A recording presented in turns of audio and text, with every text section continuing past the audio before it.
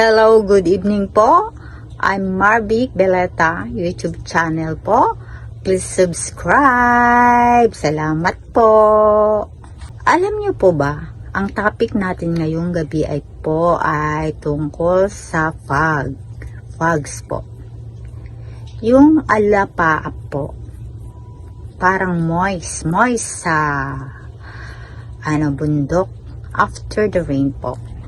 Na minsan po tumingin po kayo sa taas at makikita nyo po na hindi naman po yan kataasan.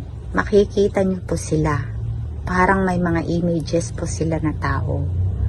At nakakaaliw po.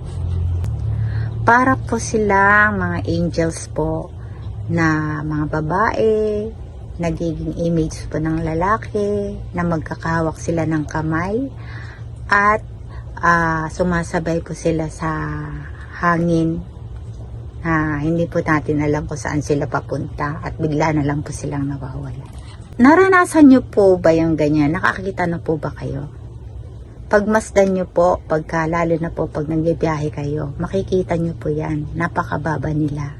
Minsan po, kahit wala pong ulan, ay lumalabas po yung fogs na parang hangin lang po na nagiging tao po.